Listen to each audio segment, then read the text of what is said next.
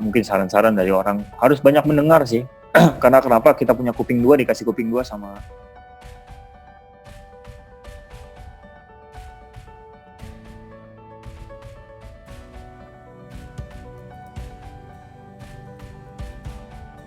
level-level mahasiswa saat itu pun seangkatan sama saya, semua backnya jahat. Nggak ada semua back baik itu nggak ada di angkatan kita kan.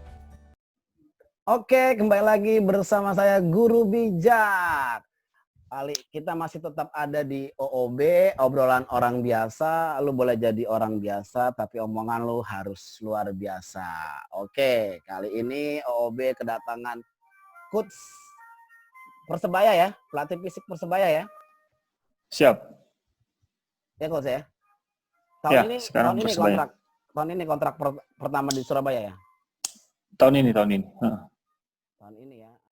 Bang Christian udah undang saya. Nama saya Gaseli Junpanam. Saya lahir di Jakarta 3 Juni 1986. Terus sudah nikah ya. Jadi ada yang mau tanya-tanya DM nggak bisa lagi. Terus lagi jadi suami siaga. Insya Allah minggu ini tanggal 28 istri dijadwalkan melahirkan. Mohon doanya juga. Terus sekarang kesibukannya di tengah pandemi ini ya jadi suami siaga. Walaupun kerjaan aslinya ya pelatih fisik di tim Persebaya Surabaya. Saat ini bergabung di tim Persebaya Surabaya. Oke. Berarti selama pandemi ini nggak ada latihan online gitu, Coach? Ada latihan online. Udah ya, tetap ngelatih. Kemarin kita mulai dari pas bulan puasa kemarin kita udah latihan online. Oke. Nah sekarang lagi free nih hari ini. Lagi free.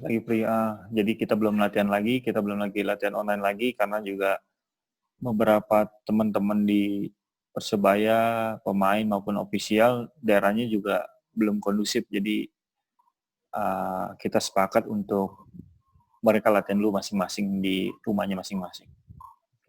Tapi belum ada info liga akan bergulir lagi, belum? Info sih banyak ya dari teman-teman, dari media cetak, media online, beberapa juga dari wartawan, teman-teman wartawan. Katanya Oktober bergulir awal, katanya juga September akhir. Jadi masih seputaran itu sih beritanya. Jadi belum fix karena kita belum dengar, saya pribadi belum dengar langsung dari pelatih kepala maupun dari manajemen tim. Oke, Coach. Gini Coach, boleh nggak diceritain nih sampai akhirnya ada di posisi sekarang nih? Pasti kan nggak kucuk-kucuk langsung ada di pelatih fisik di Persebaya kan, pasti ada prosesnya, mulai mungkin dari bawah atau ngelatih SSB gitu, Coach. Kalau untuk awal muasal sih memang karena dulu waktu pas zaman kuliah mungkin sama-sama Bang Christian kita sama-sama kuliah di Fakultas Olahraga. Cuma beda jurusan aja, saya jurusan kepelatihan. Dan selesai main masuk tim Asmaja, karena dulu pencapaian terakhir ya di kampus ya, di fakultas itu kan Asmaja kita tertinggi. Liga tertinggi kita saat itu Asmaja, walaupun ada Pomnas, tapi nggak sampai situ sih mikirnya juga, cuma sampai Asmaja saya waktu itu berpikir. Terus selesai main, coba bantu-bantu di kampus sih ngelatih. Bantu-bantu senior, bantu-bantu pelatih yang dulu, bantu-bantu dosen untuk bantu ngelatih di kampus. Junior-junior yang di kampus, yang mahasiswa yang di kampus yang mau latihan sepak bola.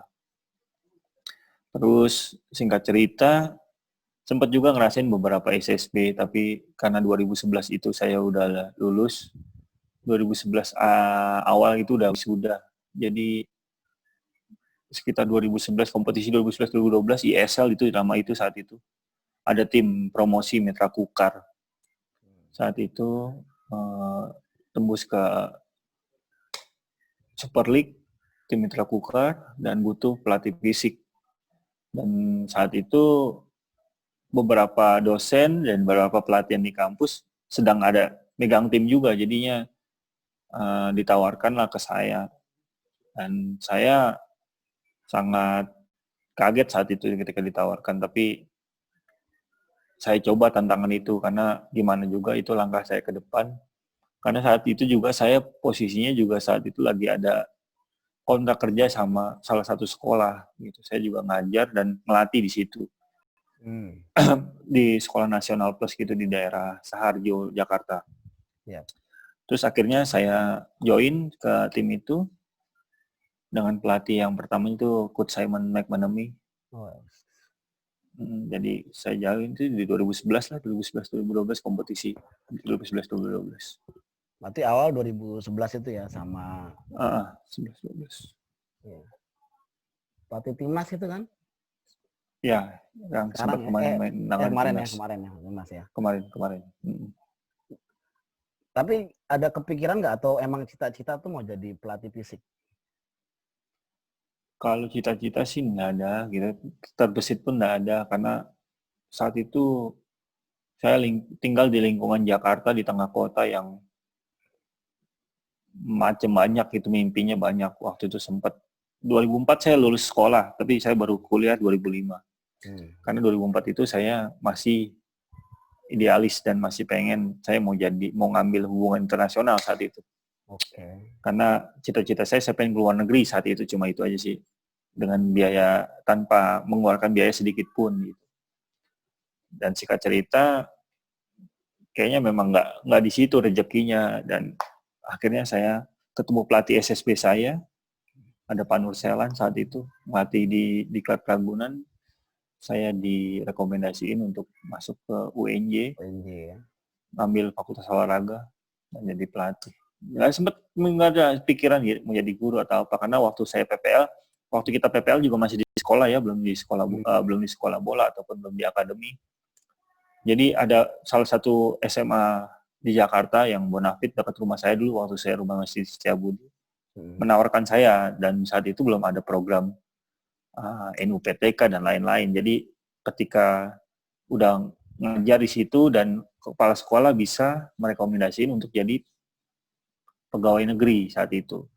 Tapi karena saya udah terlanjur ada di posisi di Tenggarong saat itu, home base-nya Mitra Kukar, ya belum rezeki saat itu sih, memang belum rezeki saya di situ gitu. Maksudnya akhirnya saya seriusin di dunia kepelatihan sih. Kepelatihan, oke. Nah, kan awal karir kepelatihan tuh langsung ke profesional nih, ya. Siap. Profesional kan Mitra Kukar tuh. Nah, ada nggak sih basicnya entah coach itu pernah jadi pemain profesional gitu sebagai seorang pemain gitu sampai akhirnya berani langsung ngambil karir pertama tuh di Mitra Kukar gitu. Memang saat itu pilihannya cukup berat ya, karena karena dari teman-teman senior maupun teman-teman yang sejawat pasti dimulainya dari Porda ataupun PON ataupun klub amatir. Ya, betul. Tapi karena itu lagi ada peluang di sana dan saya juga sempat bilang mau trial di sana gitu. Maksudnya memang kalau saya mampu ya saya berangkat gitu. Di otak saya sih mah itu. Kalau ketika saya nggak mampu ataupun dinyatakan belum siap ataupun nggak oke, mungkin saya nggak di Mitra Kukar saat itu ya. Karena saya bukan juga dari yang kembali lagi, saya bukan background-nya bukan pemain bola hebat ataupun pemain bola nasional, pemain bola top liga, enggak. Saya cuma sampai liga mahasiswa aja main bolanya, dan juga itu cuma berapa tahun aja main di kampus. Dan itu sih memberanikan diri menjawab tantangan pribadi sama tantangan dari orang lain kasih ke saya saat itu. Oke ya, berarti pas awal-awal megang pemain liga nih ya, melatih fisik pemain liga nih, ada rasa canggung nggak? Atau ya udah nih tantangan, kita belajar sama-sama gitu. Gimana nih menghadapi pemain liganya gitu? Pastinya ada tantangan, karena di depan saya waktu itu nama-nama besar, Mas Hendro Kartiko, Bang Hamzah, Bang Ihsan Ali, terus deret beberapa pemain-pemain bintang yang timnas U23 saat itu lagi top-topnya, Jajang Mulyana, Juan Jamrun, Dirga Lasut, Bang Joy Sorongan, banyak saat itu. Dan juga beberapa pemain asing yang notabene top saat itu. Ada Marcus Pen yang dari Inggris.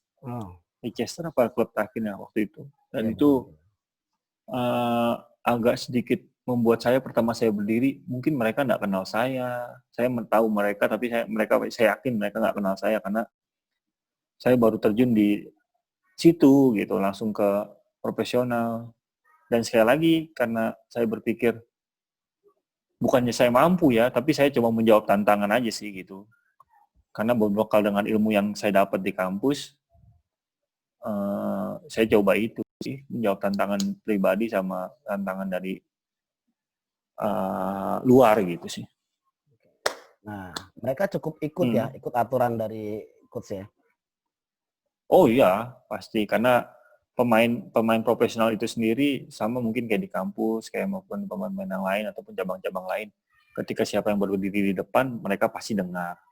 Dengan catatan yang pernah saya sampaikan di podcast sebelumnya, kita harus pandai berdiri dalam tanda kutip. Kita lihat kita berbicara dengan siapa, kita berdiri dengan siapa, di depan kita siapa, dan kita pandai-pandai untuk bersikap lah gitu. Jadi jangan mentang-mentang kita lulusan kampus olahraga, jadi kita merasa paling tahu, merasa paling bisa, enggak. Karena kita nggak punya pengalaman menjadi pemain bola yang tinggi, itu top level. Jadi respon mereka tetap ikut ya, tetap baik ya sama coach ya. Alhamdulillah baik saat itu. Mereka nggak kenal coach ya? Nggak kenal. Oke, langsung gitu ya. Berarti pengalaman sebagai pemain tuh cuman di Liga Mahasiswa aja ya?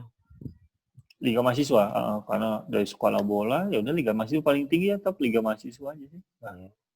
Berarti nggak kepikiran atau nggak nyangka ya, cuman main di Liga Mahasiswa, sekarang malah pegang pemain-pemain liga ya.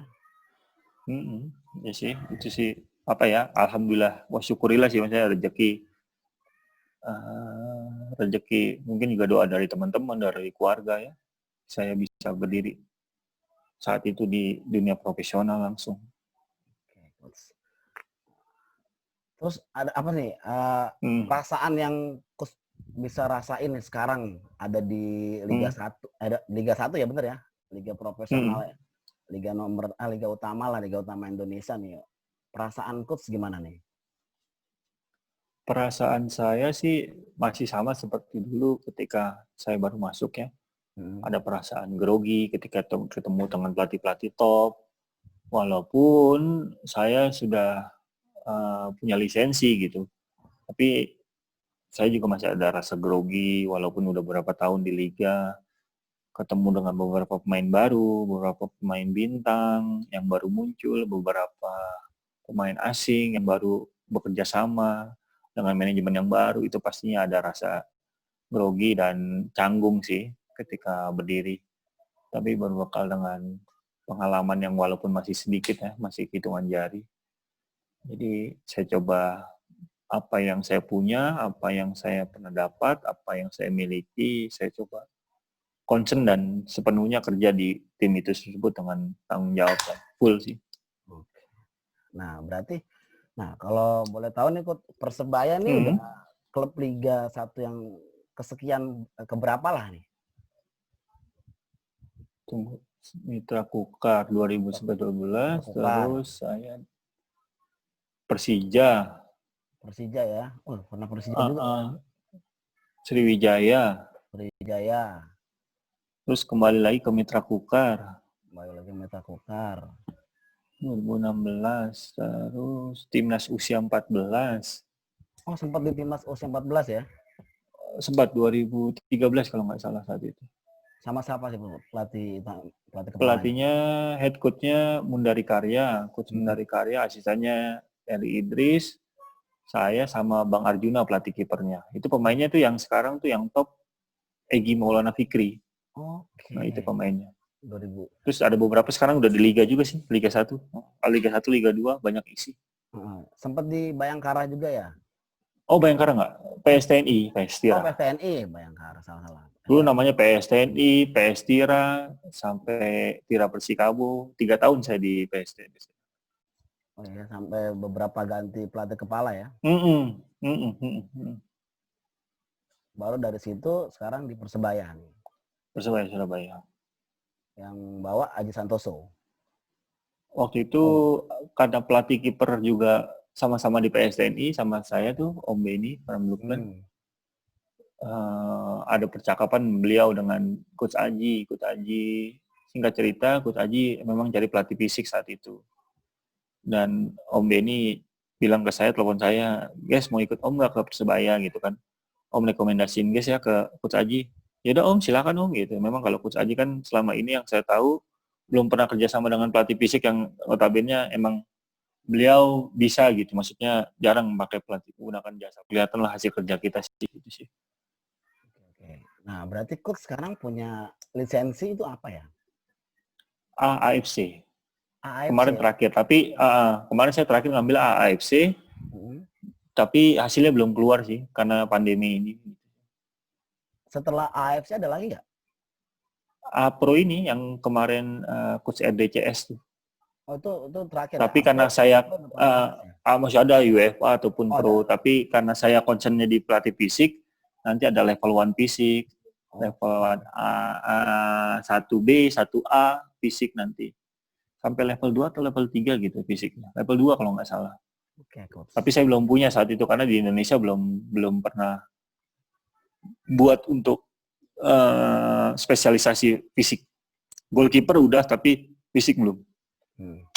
Tapi gini coach, kayak coach Gaselli nih, pelatih fisik kan sekarang nih.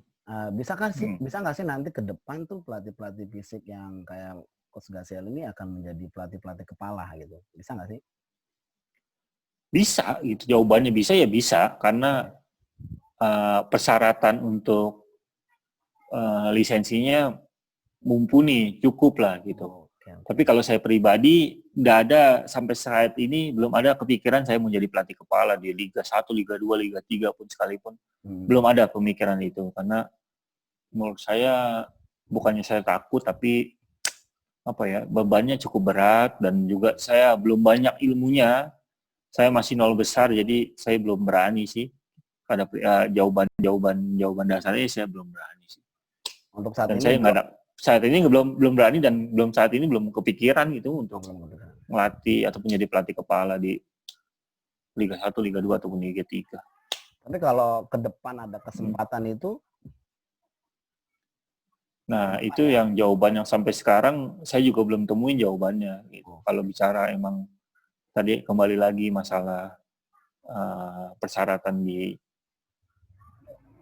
kursus ataupun di ijazah ataupun sertifikatnya sih memang udah bisa, tapi saya pribadi belum cukup percaya diri sih untuk menjadi seorang pelatih kepala.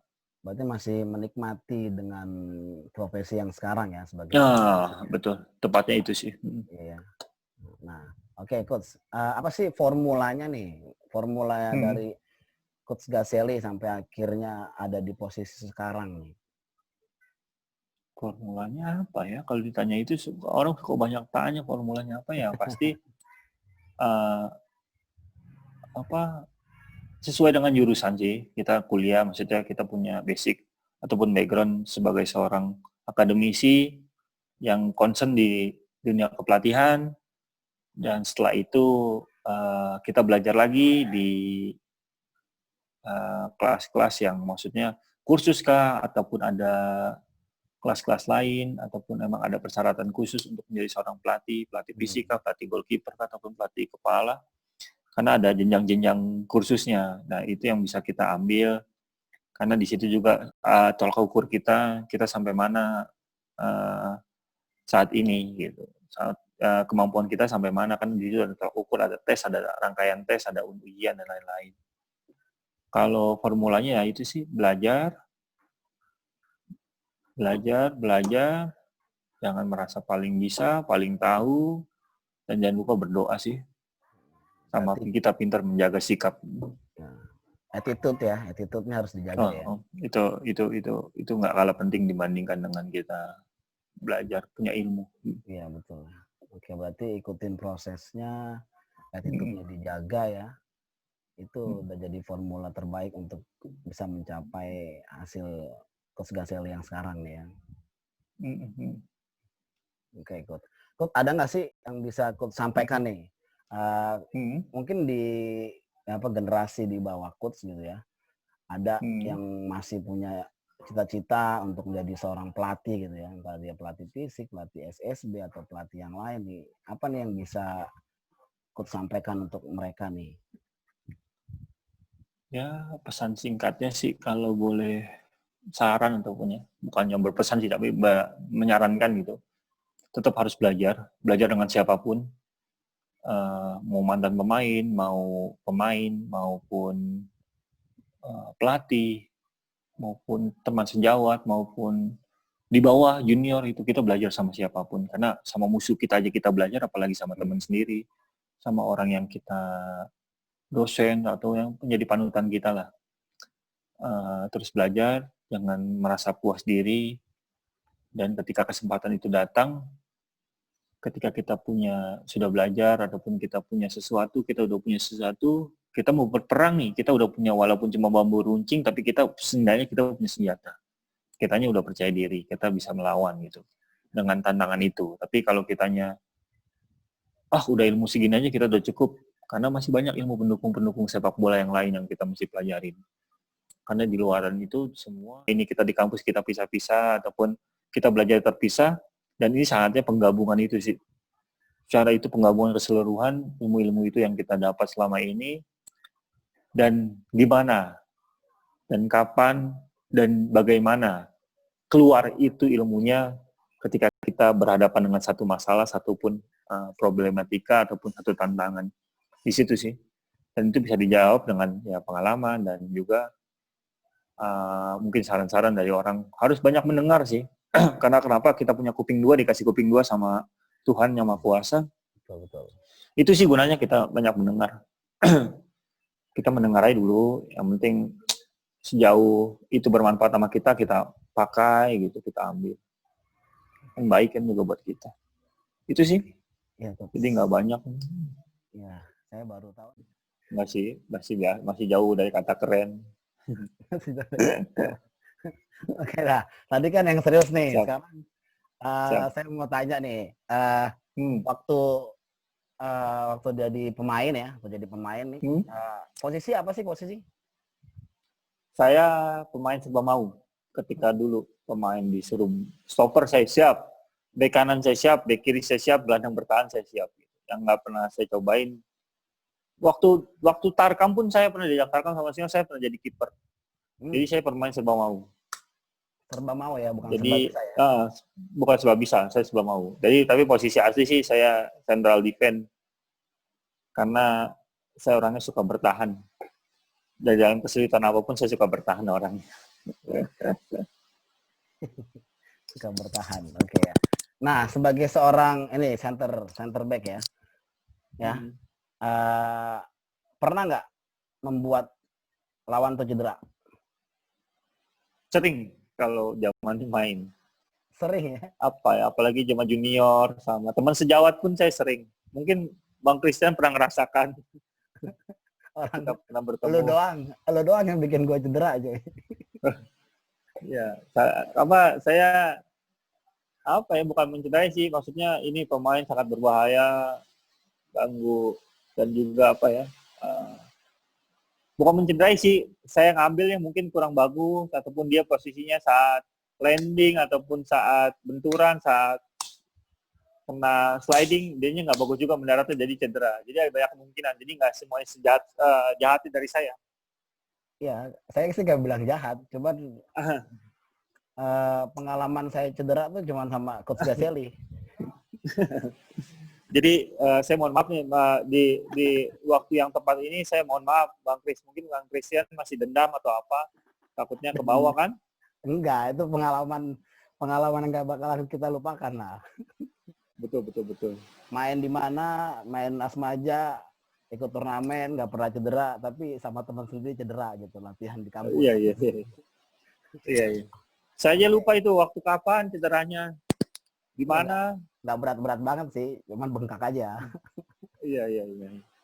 Apalagi saya kalau ketemu junior, juniornya cepat larinya dan mesin gol, wah itu tantangan. Karena selain seorang pemain bertahan kan jangan sampai si striker buat gol, jangan sampai gawang kita kebobolan. Oke. Intinya sih bukan untuk mencederai ya, intinya untuk membuat striker. Niat sih waktu itu ada ya, niat sih ada memang. Gitu. Zaman-zaman itu kan kita niat itu pasti ada. Oke. Jadi bohong kalau misalnya ada pemain bola level-level mahasiswa saat itu pun seangkatan sama saya, semua backnya jahat. Nggak ada semua back baik tuh nggak ada di angkatan kita kan. Nggak ada back baik tuh nggak ada di angkatan kita. Semua jahat. Jadi dulu masih berprinsip bola boleh lewat, orang enggak. Oke. Nah itu sebenarnya sih nggak boleh ditiru. Tanya cair aja, ada tadi serius banget, Coach. Siap, Ya. siap, siap. Oke, Coach. Berarti Coach sudah mantep nih ya dengan profesi sekarang sebagai pelatih fisik nih ya. Nggak bakalan coba berputar dengan karir yang lain ya. Ini pokoknya ini udah mantep deh. Pokoknya saya akan belajar, kalau bisa akan terus ditingkatkan lagi ilmunya ya kan, gitu ya. Berarti udah benar-benar fokus sebagai. Kalau mantep bulat sih belum juga, karena saya mau kembali ke dunia modeling sih. Oke. Jadi ya pelatih fisik ini saat ini saya menjadi apa ya? Udah pekerjaan buat saya. Jadi tadinya hobi main bola, sekarang udah jadi pekerjaan di ini. Iya emang tadi kan saya udah ngomong. Home base kita. Menyesuaikan. Nah, gimana Coach? Perasaan ada di Persebaya nih. Apakah ini tim yang mungkin dari kecil Coach tuh pernah sebagai ngefans juga atau pernah ngedukung Persebaya gitu? Karena kan Persebaya nih tim yang cukup raksasa lah ya untuk di Indonesia gitu.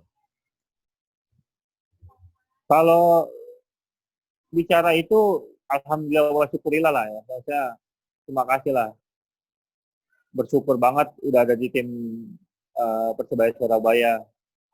Yang notabene tim yang syarat prestasi, syarat apa ya? Tim besar lah, tim besar. Jadi juga banyak melahirkan pemain-pemain besar yang langganan tim nasional. Dan saat ini saya bekerja dengan staf pelatihnya yang notabene main dan pernah bawa juara Persebaya, Coach Aji, Coach Uston, Coach Pujo Sugiantoro, Coach Mustakim. Semua lah ya, gitu. Legend ya mereka. Kalau bicarain cita-cita ataupun impian melatih di sana sih enggak ya. Waktu kecil kan saya nggak pernah bermimpi untuk melatih saat itu. Tapi ini tim Surabaya ini, karena istri saya lahir di Surabaya, jadi ada kebanggaan tersendiri sih ketika walaupun istri saya juga nggak lama di Surabayanya, dia lahir di sana, ada kebanggaan tersendiri ketika melatih di kota kelahiran istri gitu sih. Itu sih. Oke, mantap Coach. Oke Coach, kita nggak lama-lama lagi nih ya. Saya biasa Siap. gitu ya. Kalau nutup nih, saya minta dari narasumber atau dari Coach ada satu quote, kata-kata yang Coach mungkin suka pegang untuk bagikan lah. Quote terbaik Coach lah. Every moment is another chance. Gila, gue aja nggak ngerti itu. Setiap saat pasti ada perubahan. Dan bisa diganti, every moment is another chance. Setiap saat pasti ada kesempatan. Oke Coach, terima kasih banyak ya Coach ya. Siap. Kita tutup nanti jak begitu ya. Oke, terima kasih untuk para penonton yang menikmati hari ini. Ya, kita kembali lagi nanti di OOB selanjutnya, obrolan orang biasa. Lu boleh jadi orang biasa, tapi omongan lu harus luar biasa. Oke, sampai jumpa lagi. Salam Guru Bijak.